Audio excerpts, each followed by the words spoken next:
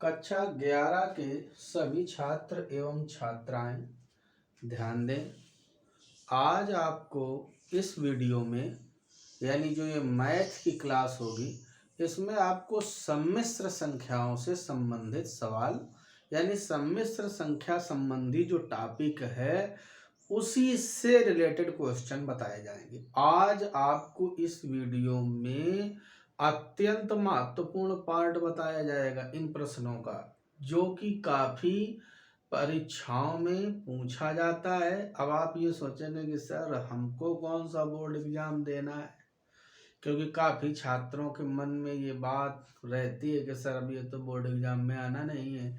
तो कृपया ध्यान दें, बोर्ड एग्जाम में आना हो या ना आना हो, आने वाली अन्य परीक्षाओं में तो आपको एग्जाम देना है। कंपटीशन के आपको एग्जाम देने हैं। क्या जीवन में कक्षा 11 ही पास करना आपका उद्देश्य है? अरे आपने पढ़ाई की है, साइंस साइड का आपने चुनाव किया है, इतने अच्छे कॉलेज का आपने चुनाव किया है, तो किस लिए चुनाव किया है? क्योंकि जिससे आप शिक्षा के उच्च स्तर को प्राप्त करके आप अपने भविष्य को बेहतर बनाएं। इसलिए कृपया इन सभी प्रश्नों को ठीक उसी प्रकार से हल करें जैसे कि हम आपको ऑफलाइन क्लासेज में बताते हैं, और ऑनलाइन हो या ऑफलाइन पढ़ाया आपको उतनी ही तन्मयता से जा रहा है। बस ये है कि इसमें आपको पूछने का जैसे भी अवसर नहीं मिल रहा है, उसके लिए भी हमने एक सुविधा आप लोगों के लिए रखी है, और अभी आगे हम आपको उसकी टाइमिंग भी बताएंगे। यदि आने वाले भविष्य में कॉलेज ने हमको परमिशन दिया तो हम आपको बाकायदे आपके पूछने से संबंधित ऐप जो होते हैं उनसे ही हम आपको आगे पढ़ाएंगे।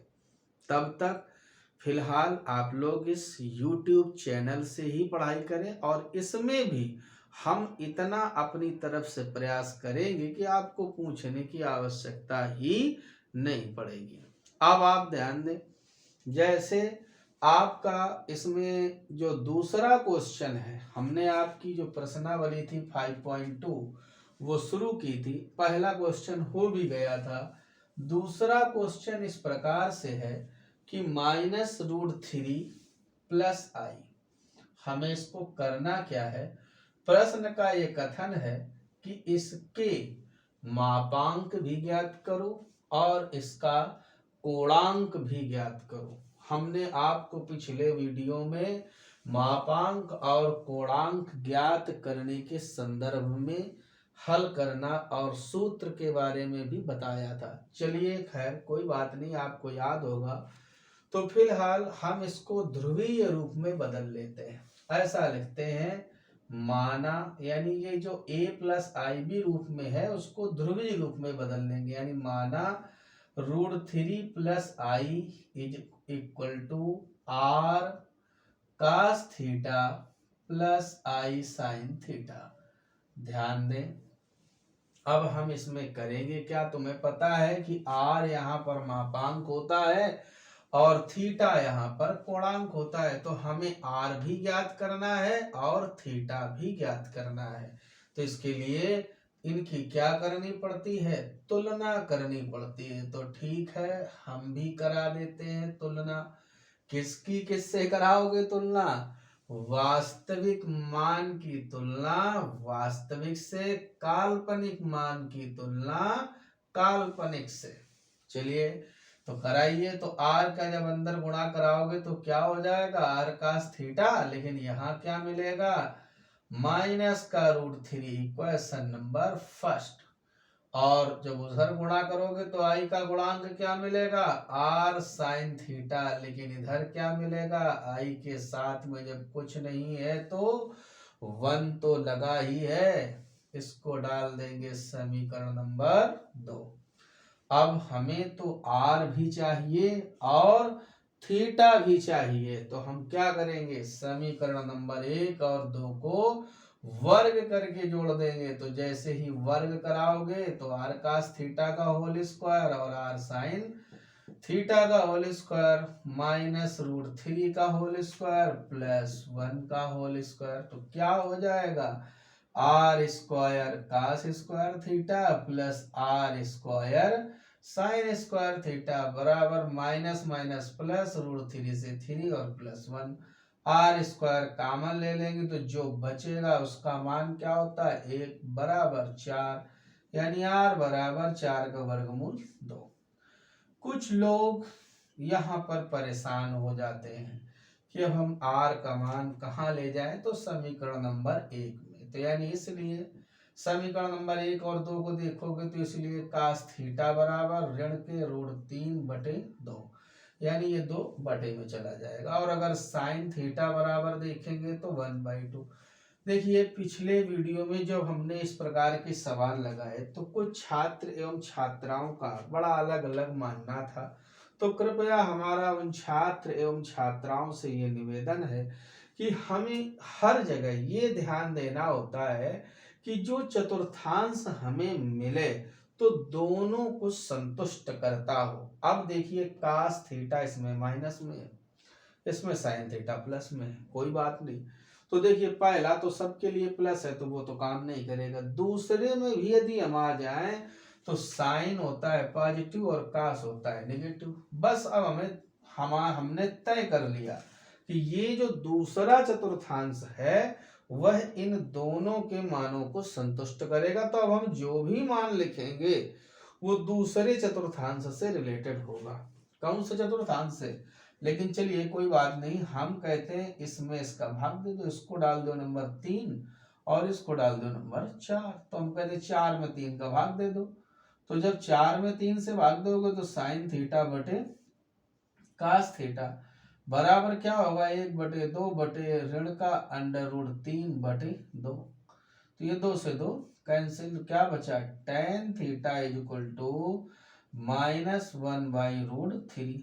हमें tan थीटा से मतलब थोड़ा है, अब हमें ये देखना है दूसरे में जाना है, तो दूसरे चतुर्थांश में tan का कितने अंश का मान ये होगा, तो अगर हम tan क्या लिख दें 90 + 60, तो जरा आप दिमाग लगाओ कि क्या हो जाएगा। tan 90 + 60 अगर हम कर दें तो tan 90 + 60 का मतलब क्या होता है tan 90 + थीटा, यानी दूसरे चतुर्थांश में है तो tan माइनस का हो जाएगा, यानी बराबर माइनस काट थीटा, और माइनस काट थीटा का मतलब काट 60, और 60 अंश के लिए जरा त्रिभुज में देखो, साइन 60 का मान √3/2, तो यहाँ पर भाई साइन 60 का मान होता है लंब बटे कर्ण, तो यहाँ से हो गया √3/2, तो ये आएगा 1, और काट थीटा का मतलब क्या होता है आधार बटे लंब, तो बोलो ये मिलेगा 60 के लिए 1/√3, तो हम ये लिख सकते हैं जहाँ -√3 है वहाँ tan 150। अब आप सोचो तो इसलिए थीटा बराबर क्या हो गया 150 अंश। अगर आप इसको चेंज करेंगे तो पाई से गुणा 180 से भाग 3/15 यानी 5π/6, तो हमें अपना कोणांक भी मिल गया। कोणांक क्या मिल गया 5π/6, और मापांक क्या मिल गया 2, और हमारे इस प्रश्न का हल हमें मिल गया। देखिए बच्चों सबसे ज्यादा कंफ्यूजन हमें यहाँ पर होती है कि हम क्या करें, तो पहली प्रधानता ये रखिए कि पहले ये चेक कर लीजिए कि दोनों ये मान किस चतुर्थांश को संतुष्ट करते हैं, उस पर विचार करें, और उसके बाद उसी चतुर्थांश के लिए मान सेटअप करें, तभी हमारा सही आंसर मिलेगा। और किताब में तुम्हारी एनसीईआरटी है भाई, हम कुछ कह नहीं सकते हैं, इतना इसमें गंदा प्रोसेस है। एक जगह भी आगे है प्रश्न नंबर 3 से लेकर के 8 तक, जहां पर हमें क्वेश्चन दिया जाएगा a+ib रूप में, किस रूप में, फिर कहेगा उसको ध्रुवीय रूप में बदलवाओ, तो जब ध्रुवीय रूप में यहाँ थीटा आएगा ना तो वहां पर क्या करता है, थीटा सब कुछ यहाँ तक आ गया, जैसे कोणांक निकलवा लिया, अब उसको 2 पाई में लेस कर देता है, यहीं से 2 पाई में लेस करा देगा तो वो माइनस में मान आने लगता है। तो कृपया ध्यान दें, यदि आप सभी छात्र हमारे ऊपर थोड़ा सा भी विश्वास रखते हो तो कृपया आप अपने उत्तर को मत मिलाएं, प्रश्न को हल करें जैसे हम आपको बता रहे हैं, तो भी आपका प्रश्न 100% सही माना जाएगा। इसकी हम आपसे जिम्मेदारी लेते हैं। अब आगे जो आने वाले प्रश्न होंगे, यदि आपके आंसर में कहीं कोई समस्या आ रही है और नहीं मिल रहा है तो आप कतई परेशान ना हो उससे। तो ध्यान दें, अब हम प्रश्न नंबर तीसरा देखते हैं। प्रश्न नंबर तीसरा क्या है, 1 माइनस आई। क्या लिखा है, 1 माइनस आई। कोई भी क्वेश्चन हो, तीसरे से लेकर के 8 नंबर तक एक ही प्रारूप है। हर प्रश्न को हमें ध्रुवीय रूप में बदलना है। तो सभी छात्रों से हमारा एक निवेदन भी है कि हम तो आज एक प्रश्न बता रहे हैं, आगे आपको बहुत सारे प्रश्न मिलेंगे कल, तो कृपया हम जब एक बताएं तो आप लोग जानते हो हमारा क्या अपना सिद्धांत होता है, हम ये चाहते हैं कि आप भी और आगे हल करें। फिर जो क्वेश्चन ना आए, कठिन हो, उनको हम बताएं तो गणित पढ़ने का मजा आता है।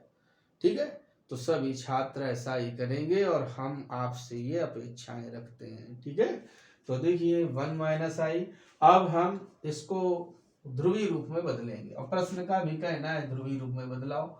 तो हम ऐसे मान लेते हैं, माना 1 minus i is equal to R in bracket cos theta plus i sine theta. कोई बात नहीं, अब हम इसको डाल देंगे समीकरण नंबर 1। तुलना कराते हैं, क्या कराते हैं, तुलना करने पर तो जैसे ही आप तुलना करेंगे तो आर कास थीटा बराबर क्या मिल जाएगा, 1, और आर साइन थीटा बराबर क्या मिल जाएगा, -1। इसको डाल दीजिए नंबर 2 और इसको डाल दीजिए नंबर 3। अब हमारा अपना वही पुराना सिद्धांत, क्या करेंगे हम, अब दोनों पक्षों का यानी समीकरण नंबर 2 तथा 3 का वर्ग करके जोड़ने पर तुम्हें पता है कि, अब आप कहोगे सर आप तो सेम लगा रहे हो, हम सेम क्वेश्चन ही लगा रहे हैं, बस फर्क क्या है कि उसमें मापांक और कोणांक निकाल के छोड़ देते थे, इसमें इनकी वैल्यू जा करके हम वापस अपने उस समीकरण में रखेंगे, तब हमें अपना ध्रुवीय रूप में उत्तर प्राप्त होगा। तो प्रश्न कोई अलग थोड़ा है, सब सेम है, हमने माना है, तुलना कराई। अब जब वर्ग कराएंगे, जोड़ेंगे, तो R square cos square theta plus R square sine square theta बराबर 1 का वर्ग तो 1 है ही है, -1 का भी 1 हो जाएगा वर्ग करने पर, तो आर स्क्वायर इक्वल टू 2, यानी इसलिए आर बराबर √2।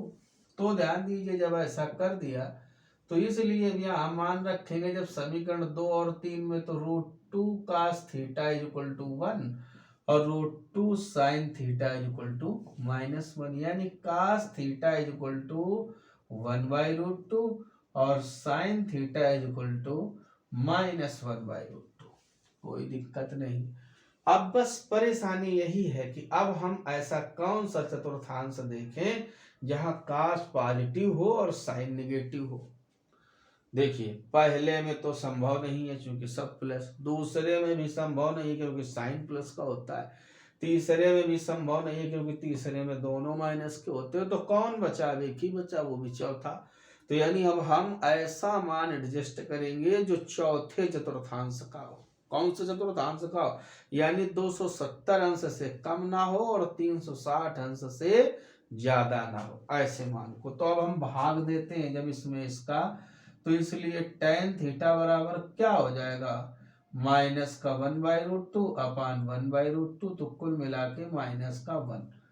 तो अब हमें जब tan थीटा बराबर -1 पता है तो हम ऐसे न कर दें, tan 360 ऋण 45, यानी कि या ऐसे tan 2 पाई -π/4। तो अब होता क्या है, किताब तुम्हारी करती क्या है कि इस 2 पाई को ही गायब कर देती है, बड़ा दिमाग लगाती है। यानी ये 2 पाई गायब, तो बस थीटा इज इक्वल टू -π/4 ऐसे रख देती है, इसी से आंसर निकलवा देती है। लेकिन हमारा ये मानना है कि आप इसलिए थीटा इज इक्वल टू 2 पाई में जब π/4 लेस करोगे तो 4 दूनी 8 में 1 चले गए, यानी 7π/4 कितने। हम कहते हैं आप थीटा की जगह 7π/4 रखिए, ना रखिए आप केवल -π/4, ये ज्यादा बेहतर है, ज्यादा अच्छा है, आप इसी का प्रयोग करें। अब आप देखिए r की भी वैल्यू प्राप्त कर चुके हैं, थीटा की भी वैल्यू प्राप्त कर चुके हैं।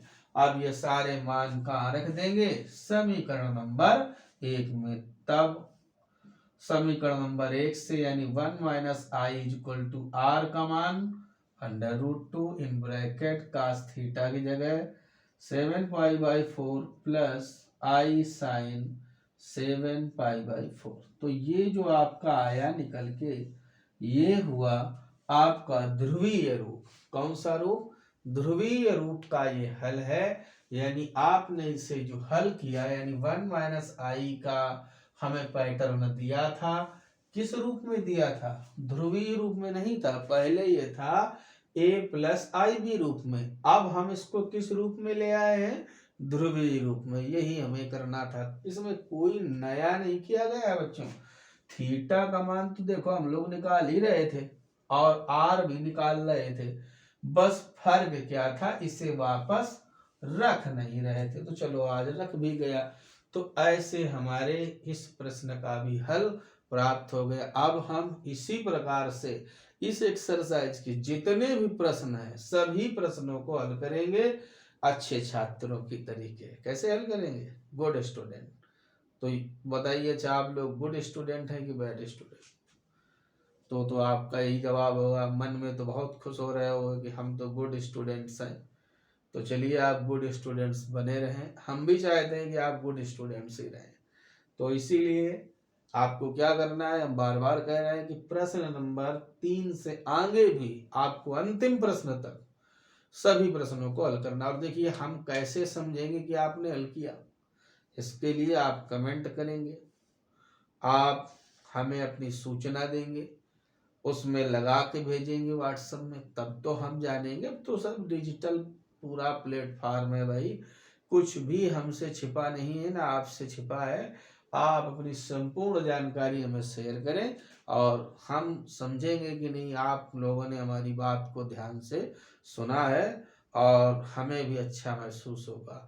तो कृपया हम ये चाहेंगे कि आप लोग आगे जब हल करें तो हमें उसका हल जरूर भेजें, जिससे हमें भी अच्छा लगेगा, हम भी अच्छे उत्साह से आपको पढ़ाएंगे।